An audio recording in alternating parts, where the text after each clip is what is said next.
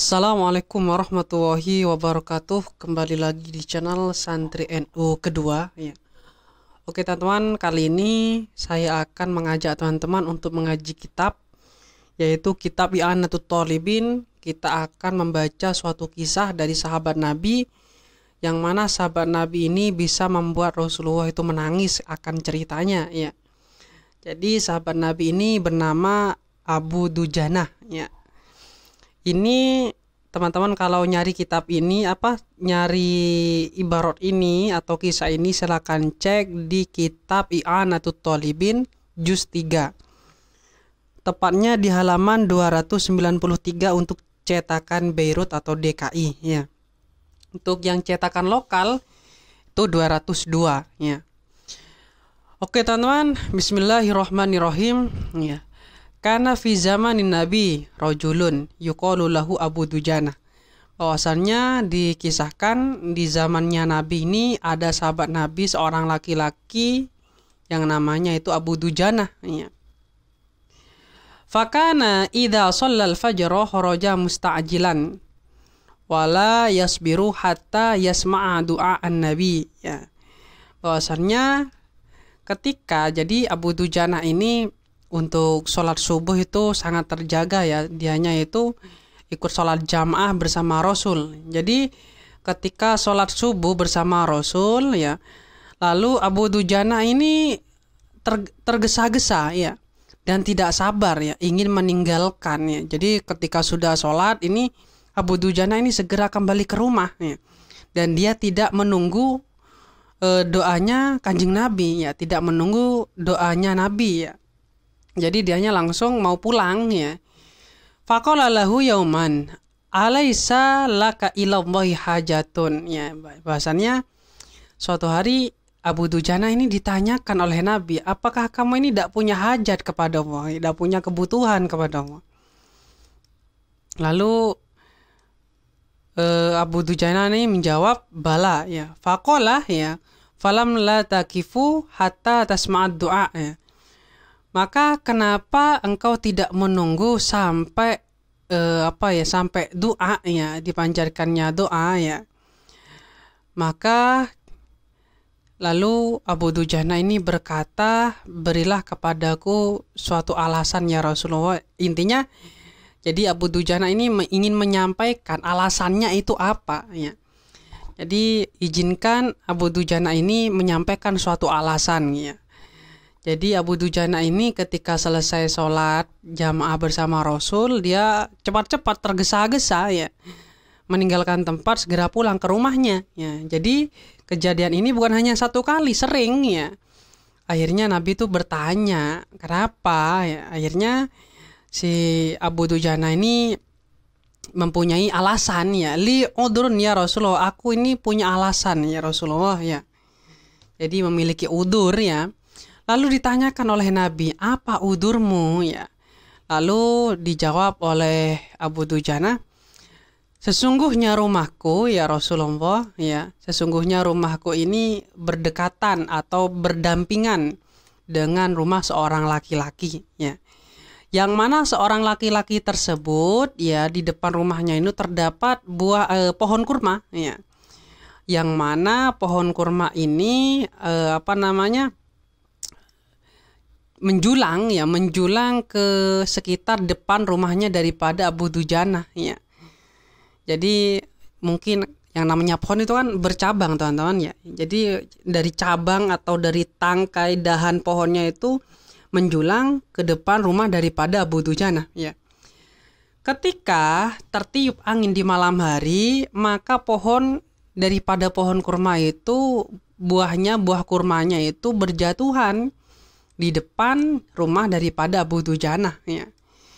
Maka ketika terbangun anak-anakku, kata Abu Dujanah, maka mereka itu kan dalam keadaan lapar, sangat lapar ya.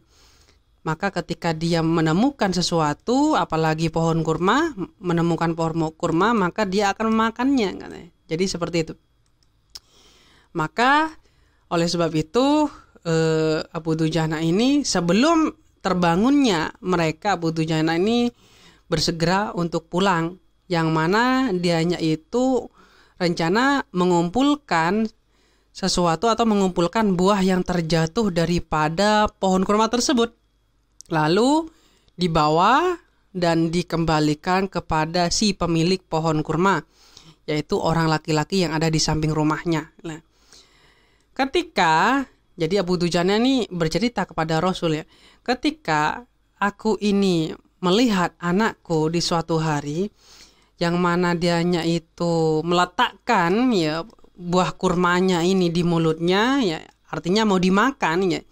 Jadi salah satu anak daripada Abu Dujana ini menemukan buah kurma lalu mau dimakan, ya nyampe di mulutnya, maka fa'akhrajtuha, maka aku mengeluarkannya. Yang mana itu mengeluarkannya itu dengan jari-jariku dari mulutnya, katanya, kata Abu Dujana. Lalu Abu Dujana ini berkata kepada si anaknya, ya, jangan memberikan beban ayahnya, ya, jangan berikan beban ayahmu di akhirat. Jadi seperti itu ya. Atau bahasanya bisa jangan permalukan, jangan dibuat beban ayahmu nanti di akhiratnya. Lalu menangis. Si anak ini menangis karena sangat lapar. Ya. Dah. Lalu dianya berkata ya, kalau seandainya dianya itu jiwanya ini, jadi Abu Dujana ini memang sangat menjaga ya keluarganya itu jangan sampai kemasukan barang haram ya. Jangan sampai memakan barang haram atau barang yang syubhat. Contoh halnya seperti pohon kurma yang jatuh di depan rumahnya. Pada dasarnya pohon kurma tersebut itu kan kurma tersebut kan jatuh dari pohon yang dimiliki oleh laki-laki yang berada di samping rumahnya. Lalu Abu Dujana ini mengumpulkan dan mengembalikan buah kurma tersebut kepada pemiliknya ya. Apa yang terjadi? Rasulullah menangis ya, menjatuhkan air matanya. Jadi Rasul ini menangis mendengar alasan daripada Abu Dujana. Ternyata Abu Dujana ini ketika selesai sholat subuh dia itu bersegera untuk pulang, yang mana dia ingin mengumpulkan buah kurma yang berjatuhan daripada pohon kurma milik laki yang ada di samping rumahnya agar tidak dimakan oleh anak-anaknya. Kalau seandainya anaknya terbangun maka akan dimakannya.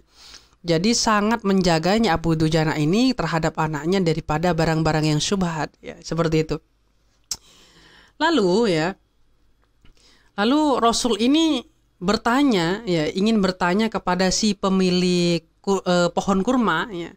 Ternyata setelah ditelusuri, dicari informasinya, ternyata si laki-laki yang berdampingan rumahnya dengan Abu Dujana ini ternyata orang munafik, teman-teman ya. Namanya juga munafik ya. Jadi omongannya itu bisa berbohong, berdusta, namanya juga orang munafik ya. Jadi Rasul itu ingin mengundang ya laki-laki tersebut ya, dan ingin berkata kepadanya untuk membeli ya pohon kurma tersebut ya. Jadi berkata Rasul kepadanya, "Bini ya, juallah kepadaku tilkan nakhlah ya, akan pohon kurma itu, yang mana akan dibeli dengan 10 daripada pohon kurma, yang mana ini dari zabarjad yang hijau ya, lalu dahannya itu dari emas yang merah ya, yang berwarna merah. Ini maksudnya mau diganti oleh Rasul nanti di akhirat ya. Jadi seperti itu. Cuman jawaban daripada orang munafik ini begini ya. Wa ma ana tajirun. Jadi aku ini bukan seorang pedagang ya, yang mana dianya itu menjual binasiatin dengan tempo ya. Jadi dianya itu tidak ingin menjual, apalagi jualnya itu dengan cara tempo. Jadi Rasul itu ingin membelinya, cuman kan nanti diganti dengan yang lebih hebat lagi ya, yang berkali-kali lipat daripada pohon kurmanya yang ada di dunia. Maksudnya akan dibalas di surga nantinya. Dan lawadan, bukan janji-janji, kata si munafik ini. Jadi berkata seperti itu terhadap Rasul ya. Lalu Abu Bakar ya datang ya, yang mana Abu Bakar ini membeli daripada pohon kurma tersebut dengan 10 kali lipat daripada pohon yang terbaik di tempat itu ya. Jadi pohon kurmanya si fulan ini, orang munafik ini, dibeli oleh Abu Bakar 10 kali lipat, di 10 kali lipat harga pohon yang terbaik di tempat itu ya, di desa itu ya. Apa yang terjadi? Fafarihal munafik. Jadi orang munafiknya tuh bahagia ya, karena dia untung banyak. Satu pohon malah dibeli dengan harga 10 pohon, yang mana itu yang lebih bagus darinya gitu. Lalu dianya itu menjual kepada Abu Bakar, dan Abu Bakar juga membelinya dan menerima, lalu dikasihkan kepada Abu Dujana ya. Jadi Abu Bakar ini membeli pohon kurma tersebut, dikasihkan kepada Abu Dujana. Faqala Nabi, lalu Nabi ini bersabda ya, wahai Abu Bakar ya, ini inti daripada hadis di sini, aku tanggung ya, tanggunganmu ini kepadaku ya. Intinya mau diganti oleh Nabi. Jadi bilangnya kepada Abu Bakar ya. Jadi mau diganti nantinya. Apa yang terjadi? Fafariha Siddiq ya, lalu Abu Bakar ini bahagia teman-teman ya. Abu Bakar bahagia karena dijanjikan jaminan atau ganti yang lebih baik oleh Rasul, dan Abu Dujana juga bahagia karena dia mendapatkan pohon kurma, yang mana pohon kurmanya ini buahnya itu sering jatuh di depan rumahnya. Yang mana dianya itu kalau selesai sholat subuh bersegera untuk mengumpulkan lalu mengembalikan. Wa madul munafiqu ila zaujati, lalu berlalu orang munafik ini kepada istrinya dan berkata ya, hari ini aku sangat mendapatkan laba, untung, yang mana untung yang sangat besar ya. Jadi diceritakan kepada istrinya ya, bahwasannya si Abu Dujana si orang munafik ini berhasil menjual satu pohon dengan harga berkali-kali lipatnya ya.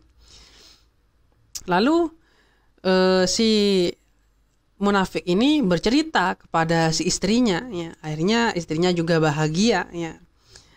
Yang namanya orang munafik ya, malah di sini perkataan daripada munafik ini, karena pohonnya masih tertanam di depan rumahnya, malah dianya berkata, kalau seandainya pohon tersebut berjatuhan lagi atau panen lagi, aku tidak akan menyampaikan, tidak akan mengembalikan, tidak akan menyerahkan buah kurma tersebut terhadap si pemiliknya, yaitu Abu Dujana. Namanya orang munafik teman-teman. Jadi seperti itu.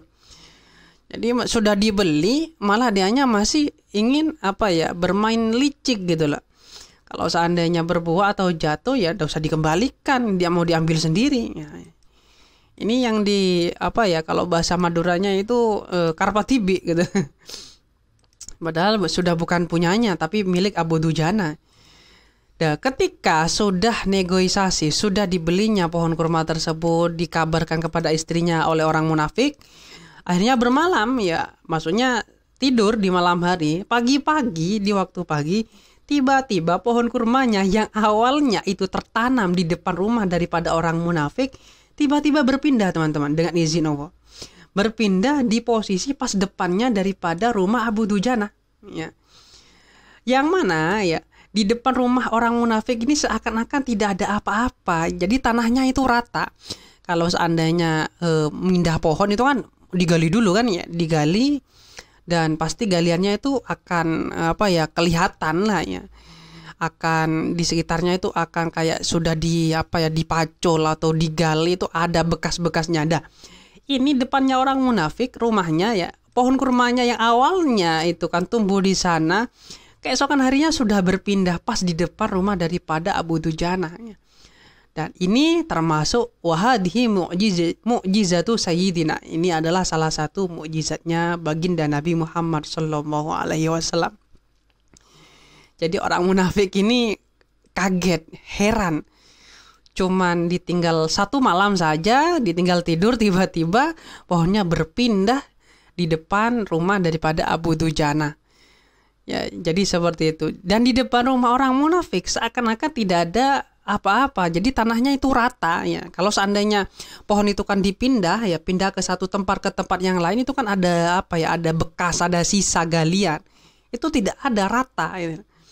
Itulah kekuasaan Allah hanya satu malam, dan ini salah satu mukjizatnya daripada baginda Nabi besar Muhammad Sallallahu Alaihi Wasallam.